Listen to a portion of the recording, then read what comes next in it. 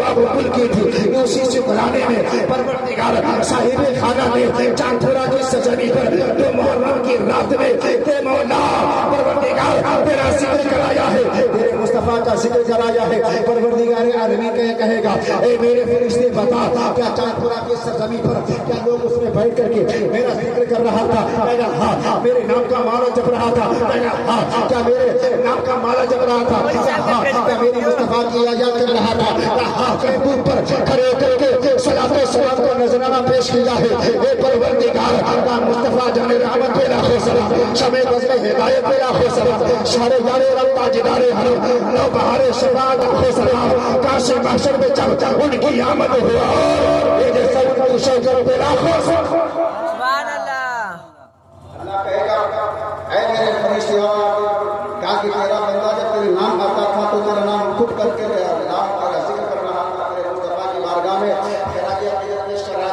پاک پڑھ رہا تھا، صلی اللہ علیہ نبی کہہ رہا تھا۔ پروردگار کہے گا اور آگے بڑھو، کہ اے پروردگار عالمین جو محرم کی رات ہے اور جو محرم کی رات جو امام حسین کا مہینہ ہے، امام حسین جو کربلا میں شہید ہوئے، بہتر نفوس قدسیہ کو جب کربلا میں اسلام کی خاطر اسلام کو بچانے کے لیے، اسلام کو پرچم کو لہرانے کے لیے 10ویں محرم کو سر کٹایا ہے، اسی 25 محرم کو سمیر صاحب نے تیرا ذکر اور تیرے محبوب کا ذکر سجایا ہے۔ اے پروردگار تیرا بندہ جب دعا کے لیے آمین کہہ رہا تھا، اپنے گناہوں سے توبہ کر رہا تھا، اے پروردگار اپنے عمر کی دعا مانگ رہا تھا، اپنے اولاد کی دعا مانگ رہا تھا، اے پروردگار اس گاؤں والوں نے ترقی کی دعا مانگ رہا تھا، ترقی کی دعا مانگ رہا تھا، اے پروردگار وہ محلے والوں نے پروردگار اس محلے کی خوشحالی کے لیے دعا مانگ رہا تھا، تو پروردگار کہے گا اور آگے ہو، پروردگار تیرا بندہ اپنے گناہوں سے توبہ کر رہا تھا، ساتھ ساتھ میں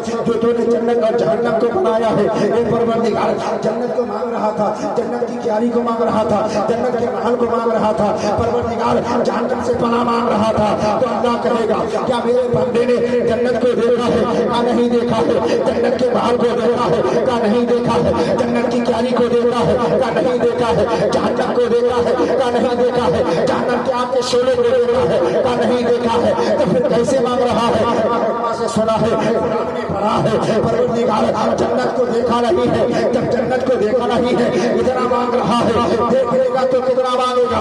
جہنم کو دیکھا نہیں ہے اور جہنم سے اتنا پناہ مانگ رہا ہے، تو پروردگار کی بارگاہ میں فرشتے کہے گا مولا بن دیکھے جنت کو مانگ لیا ہے، جنت کو سنا ہے، جنت کا طلبگار ہو گیا ہے، اس لیے جنت کا قریب دیوانے کی تحقیق سے دیوانہ مت کہو، دیوانہ بڑا سوچ کے دیو۔ مہدی رسول پاک جو اللہ سے رسول کا ذکر ہوتا ہے، یہ کم کر مت سمجھے کہ اللہ اور اس کے رسول کی شامل کچھ نہیں ہوتا ذکر جانے سے۔